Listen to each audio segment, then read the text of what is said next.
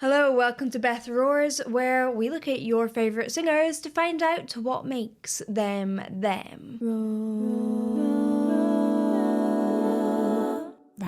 This is a band that I've wanted to react to for ages and I haven't quite got round to it, so here we go. Now, before we get into it, I wanted to talk to you about my sponsor Skillshare, and as you guys know, I work with Skillshare all the time, and there is a reason for that. I love using Skillshare. I think it's a fantastic tool. They have loads and loads of great singing classes, and one that I particularly wanted to point out to you guys is one by Robert Lunty, who is actually a protege of Maestro Kyle, and Maestro Kyle was the teacher of multiple great singers, Anne Wilson, Chris Cornell, Lane Staley. So if you are into singing, especially rock and grunge singing, this guy really knows his stuff. I also really like Nathaniel Drew. He has a YouTube channel which is fantastic, but on these classes it's all about finding your own creative voice, and that might sound a little bit vague, but it's been really helpful for me in building my own creative business. Now, although I've just talked about a couple of really specific classes, there really are classes for anyone. You can learn Spanish, animation, photography, really whatever you like. I have put a link in the description for a free trial to Skillshare Premium membership for the first 1,000 people who click on the link. Alright, let's get to the reaction.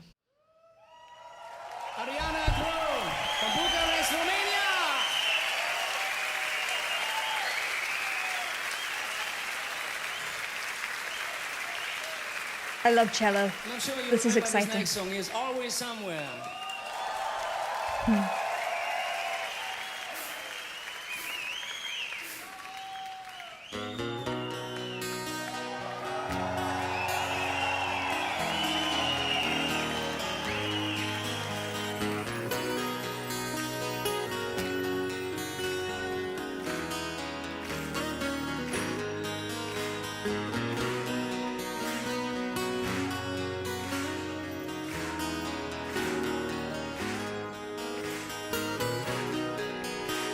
Oh, it's so intricate and well written.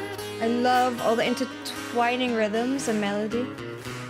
Arrive at 7, the place feels good, and no time to call you today. On course till 11, and Chinese food.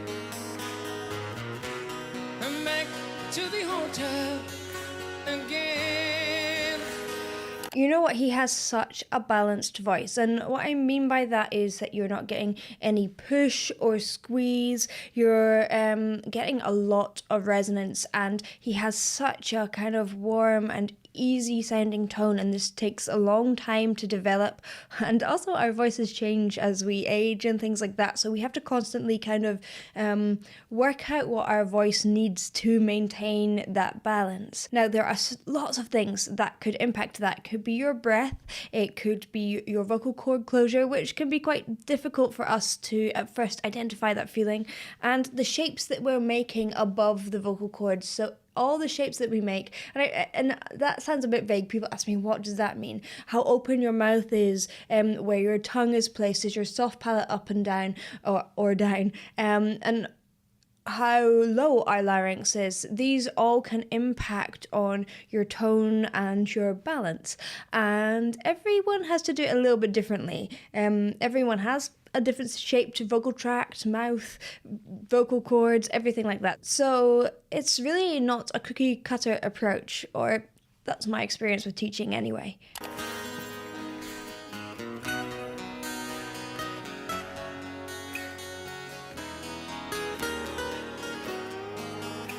It's almost like classical guitar, like Spanish.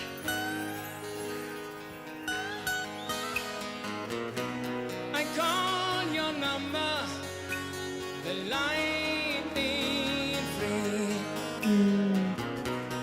I like to tell you, capture me. Great mix. And I'd without you seems like a lost dream. Love, I can tell you how I He is doing a couple of things. Well, one of the things that I always notice with singers, and I always feel like such an old lady when I say this to my students, but it really does make a difference, is that I think most great singers, I can't even think of a singer that doesn't have great posture. And if they haven't got great posture, it's normally for the character. Like I know, like in Tool, Maynard does like a kind of hunch, but it's part of the character of the song in Sober, and he doesn't do that all the time. So most great singers have that really good posture because it's really allowing you to control your breath. It's allowing your rib cage to move freely, your diaphragm to move freely, and if you're kind of hunched over, it can be a lot harder. This is a problem for a lot of guitar players, especially because you kind of lean over the top of your guitar.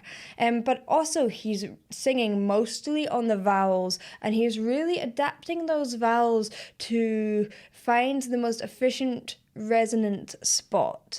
I'll talk about this in a little bit, a little technique I use. Always somewhere. Yes! Miss you where I've been. I'll be back to love you again. Always somewhere. Quite a lot of compression on Miss you that. where I've been. I'll be back to love you again.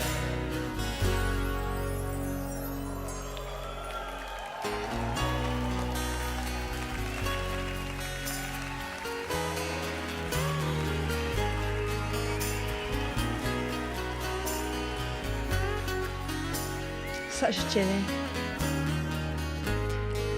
So what I was going to talk about is I often get my students to do kind of monk-like chants on vowels. I-o. It doesn't really matter what they are. It's more about keeping a consistent resonance so you don't get ah-e-o, or often starting on a vowel can be quite tricky, so people get things like ah-e-o, and you want to get this full tone the whole way through and move up through your range, keeping it feeling as free as possible, keeping your breath really gentle but really supported, and that can mean a lot of things to other people. It doesn't mean more breath, it means the right amount of breath. It's kind of like I always think breath is like you're a bagpipe. You fill up with air, just enough, and then you gently allow it to gently squeeze it out. And I don't know if I like the word squeeze because it makes people kind of hold really tight, but it's really, really gentle. And this monk chant, getting your voice feeling very efficient on it, it always makes such a difference with the overall tone of the voice. Then you can add things like compression, which he was using later on, but you don't really want that compressed sound to be your default because it's quite harsh on the vocals normally.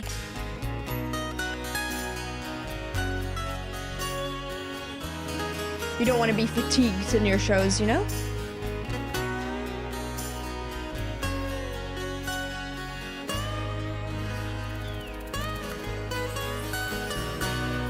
Always somewhere. Somewhere, big open vowels. Where I've been.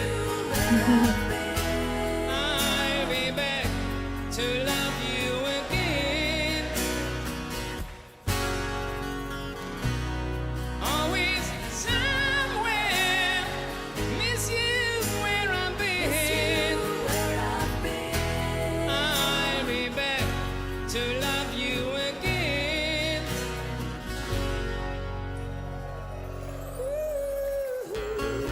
And then this lovely head voice there, very resonant again.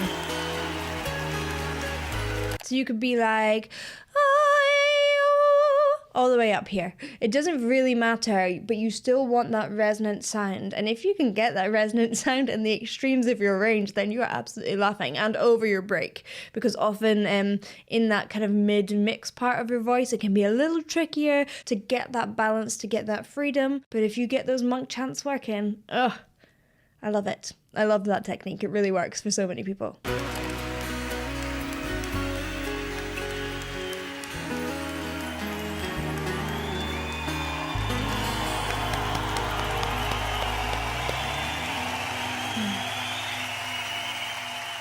Thank you for watching. I hope you enjoyed. If you did, please do like and subscribe, and I will see you in the next one. Bye.